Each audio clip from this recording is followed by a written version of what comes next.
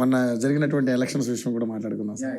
ఎందుకంటే ఇప్పుడు ఉన్నటువంటి పరిస్థితుల్లో 17కి 17 మరి ఏ ఏ పార్టీకి ఎన్ని వచ్చే అవకాశం ఉంది? ఎందుకంటే బీఆర్ఎస్ కూడా ఈసారి 10 నుంచి 12 వచ్చే అవకాశం ఉందని కేసీఆర్ గారు మన ప్రెస్ మీట్లో చెప్పారు.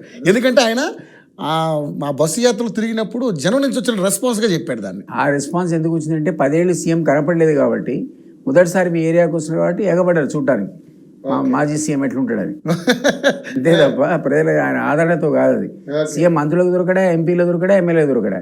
మొదటిసారి మీ ఏరియాకి వస్తున్నాడు, పాత ఉద్యమకారుడు సీఎం వస్తున్నాడు రా మాజీ సీఎం అని పరిగెత్తి చూశారు తప్ప ఓట్లు వేయడానికి చూడలే. వాళ్ళని చూసి ఆయన ఓట్లు వేసారు అనుకుంటున్నాడు. తప్పు.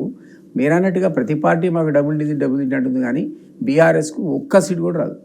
బీఆర్ఎస్ మెదక్ అనేది వాళ్ళు ఖచ్చితంగా రేస్లో ఉన్నారు, మనం కాదనడానికి వీల్లేదు. ఒక మెదక్ అనే ప్లేస్లో నాగర్ కర్నూలులో ఎక్కువ వాళ్ళ ఆర్ఎస్ ప్రవీణ్ కూడా అభ్యర్థిగా ఉన్నాడు కదా. ఈ 2 స్థానాల్లో కాస్త మనం అనుకున్న కొంచెం ఓట్లు వస్తాయి, కొన్ని ఓట్లు వస్తాయి. ఇది ఆ క్యాండిడేట్ గెలిపించేంత స్థాయిలో రావు, బట్ డెఫినెట్లీ ఓట్లు మాత్రం అక్కడ వస్తాయి ఈ పార్టీకి. అక్కడ ట్రయాంగులర్ కాంటెస్ట్ ఉన్నది. ఆ కర్నూలులో లేదు, బట్ మెదక్లో మాత్రం అది ట్రయాంగులర్ కాంటెస్ట్ కింద ఉన్నమాట వాస్తవమే.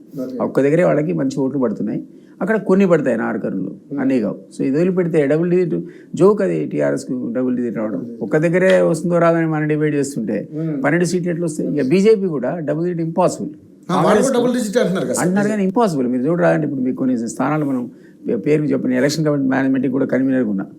చూడండి, మీకు క్లియర్ సీట్ చెప్తా. మీకు ఖమ్మం, మీకేం డౌట్ ఉందా? డౌట్ లేదు. అదేవిధంగా మీకు నల్గొండ, మీకు డౌట్ ఉందా? డౌట్ లేదు. ఇక్కడ మహబూబ్ నగర్ కాస్త టైట్ ఉంది. నాగర్ కర్నూలులో డౌట్ లేదు. పెద్దపల్లి డౌట్ లేదు. నాగర్ కర్నూలు గెలిచే అవకాశం రవి గారికి ఉంది కదా. అయినా సరే టైట్ అని అనుకుందాం. పోయి నాగర్ కర్నూలు అసలు అవుట్ ఆఫ్ క్వశ్చన్, మళ్ళీ రవి గెలుస్తాడు. మహబూబ్ నగర్లో కాస్త కూర్చో డీకే అరుణ వర్సెస్ మా క్యాండిడేట్ ఉన్నమాట వాస్తవం. మన వంశీచంద్ర అక్కడ కాస్త. పెద్దపల్లి స్టేట్ మాదే కదా. సో ఆదిలాబాద్కి వచ్చేవరకల్లా అక్కడ టైట్ ఉంది. జహీరాబాద్ టైట్ ఉంది. ప్లస్ సికింద్రాబాద్కి వచ్చేవరకల్లా గెలుస్తాడు అనుకునే కిషన్ రెడ్డి టైట్ ఉంది ఇప్పుడు మా క్యాండిడేట్ అందులో. ఎందుకంటే 3.6 lakhs ముస్లిం ఓటర్స్, 1.5 lakhs క్రిస్టియన్ ఓటర్స్, ఓట్లు పడ్డది 39%. కానీ ఇక్కడ 39%లో తక్కువ పోలింగ్ అయ్యి ఎక్కువ శాతం ముస్లిమ్స్ అండ్ క్రిస్టియన్స్ ఓటేశారు. వాళ్ళకి హిందుత్వం మీద ఆధారపడే వాళ్ళకి క్రిస్టియన్ అండ్ మైనారిటీ ఓట్లు ఎక్కువ పడితే నష్టం జరుగుతుంది కదా. ఈరోజు సడన్గా కిషన్ రెడ్డి టైట్ పొజిషన్లోకి వచ్చేసాడు, అక్కడ టైట్ ఉంది. సో ఇట్లా క్లియర్ సీట్స్ నేను మీకు 6 చెప్పాను గెలిచేవి. కానీ ఎవరైతే ఈ దానం నాగేంద్ర గారికి అంత ఉన్నట్టుగా కనిపించట్లేదు, అంతే కదా. కానీ క్రిస్టియన్స్ లేదా ముస్లిమ్స్ ఎవరు కొట్టేస్తారు? ఓకే, ఆటోమేటిక్గా బీజేపీ కేర్ కదా. కానీ ఇక్కడ బీఆర్ఎస్ కూడా కొంచెం బలంగా ఉంది. బీఆర్ఎస్ పద్మారావు మంచివాడు, అతని కాస్త కూర్చో ఓట్లు పడుతుంది, 3 నియోజకవర్గాల్లో అతని మంచి పట్టున్నవాడు. కానీ మీరు చూస్తే అసెంబ్లీ ఎన్నికల్లో 39 స్థానాలు గెలుచుకుని దాదాపు 38% ఓట్లు తీసుకున్న బీఆర్ఎస్ పేకమేళాకు వెళ్ళిపోయింది. వాళ్ళ ఓటు శాతం 39 to 40% కింద పడితే ఈరోజు 15% కూడా లేదు. ఆ 15%తో మీరు సీట్లు ఎట్లా వస్తాయి? అదొకటి. తర్వాత వీళ్ళు ఏంటంటే మేము ఎట్లా గెలవం కాబట్టి బీజేపీకి సహాయపడదామని ఒక 10 to 15 అరౌండ్ 10% ఓటు బీజేపీకి షిఫ్ట్ చేశారు.